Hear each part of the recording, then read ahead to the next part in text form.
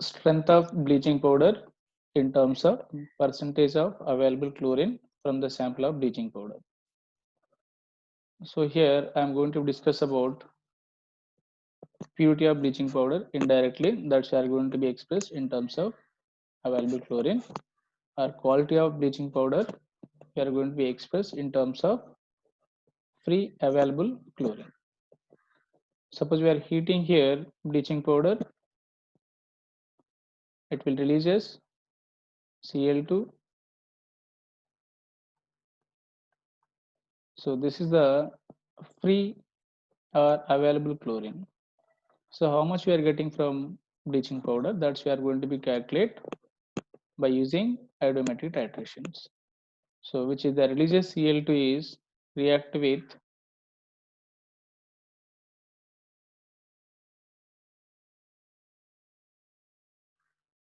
it's going to be react with Ki solution,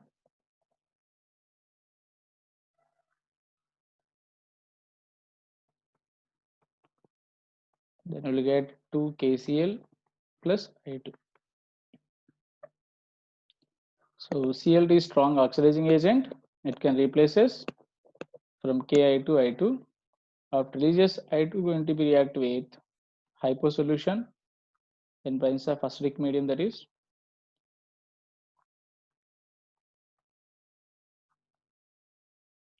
2 NaI plus Na2S4O6. These are the equations which is participate in this process, and we can write here according to law of equivalence. Equivalence of any components are equivalence of Cl2 equal to equivalence of I2, equivalence of I2 equal to equivalence of hypo. We can equal anything that's I'm showing here. So gram equivalent number of bleaching powder equal to gram equivalent number of Cl2 equal to I2 equal to hypo solution. In this case, mostly I'm going to be used here for problem solving Cl2 and hypo solution. So end of this video we discussed with example also. Please see up to end of the video. So I'm going to discuss here n factor changes. What's the changes n factors here? We can find out. Cl2 is the zero oxidation number. It converts into -1. So difference is 0 to -1. Difference is 1. But here 2 chlorines participating. That's why into 2. So n factor is 2. For I2 also similarly this is 0. Here -1. You can get here difference is 1. But 2 iodines participate. That's why into 2. Total change in oxidation number per molecule, that's we need to calculate, sir. That is the n factor for redox reactions. Total change in oxidation number per molecule is the n factor for redox reactions. This is 2. Here 2 is the oxidation number. Here 2.5 will get oxidation number for sulfur. So change is I'm going to be get here 0.5, 2 and 2.5. Here also 2 sulfurs participating. So you can write into 2, you will get 1 is the finally n factor. So how to calculate oxidation number? I hope you know that one. I am giving one molecule here, Na2S4O6. This is sodium, always first A group elements plus 1 oxidation state, 2 into 1, plus sulfur, which is you don't know, that is you can assume that 1 X, but how many sulfurs is there? 4, that's why you can keep 4, plus 6 oxygen, each oxygen -2, that's why total, and sum of the oxidation numbers equal to 0. By solving this is X equal to, you can get 2.5. So we'll discuss this the reaction which is participating to calculate available chlorine. So by using these reactions, we are going to be solve one problem. So this is the question they are given. 0.71 grams of sample of bleaching powder is dissolved in 100 ml of water. So out of this 100 ml of water or solution, 50 ml they are taking out. It is titrated with Ki solution. Then that releases I2. Already above I mentioned all the equations. The Ti2 again reacting with hypo solution in acidic medium. Then after that, that releases okay Cl2. Based on the Cl, how much releases Cl2, that's I'm going to be finding here. Check it.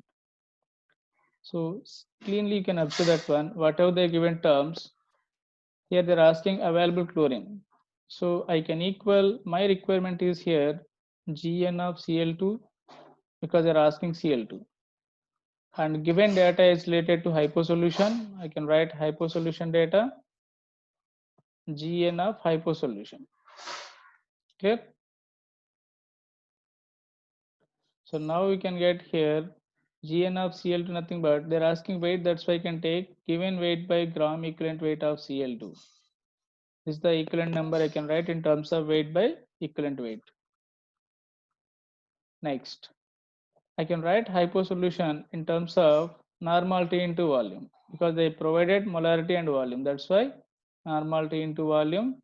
If I'm going to be calculate here grams, mean this should be V liters. And mostly you know that one molarity and normality relationship. Normality equal to molarity into n factor. You can write this is and gram equivalent weight of any component equal to given mass by or gram molecular mass by n factor.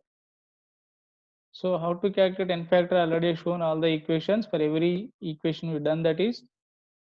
Now here I'm going to be substitute weight I don't know. Gram equivalent weight of Cl2. Gram molecular mass is Cl2 is 71. N factor is 2. Already I calculated. You may can check it. This is Cl2 n factor is 2. 1 into 2.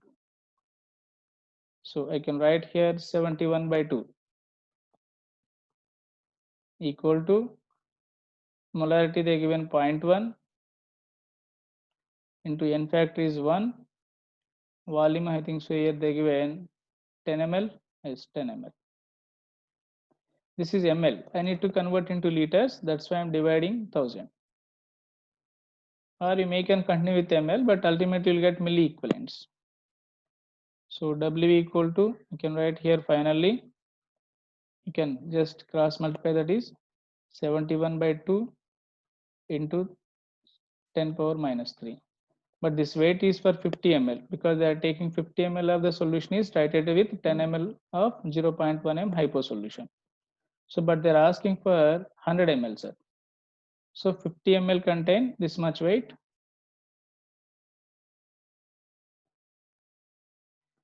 So 71 by 2 into 10 power minus 3. If 100 ml contain how much?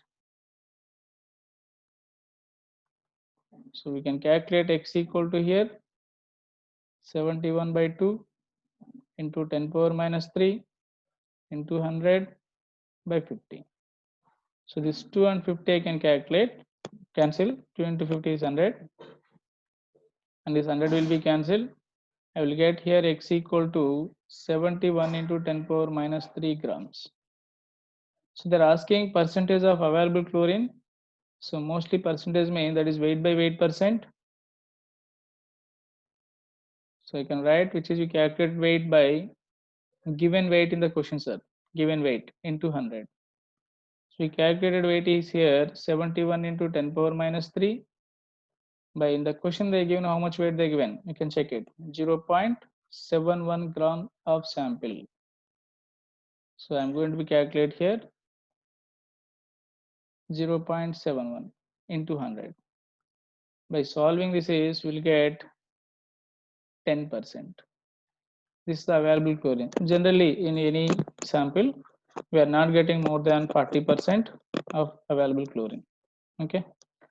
So we know that when everyone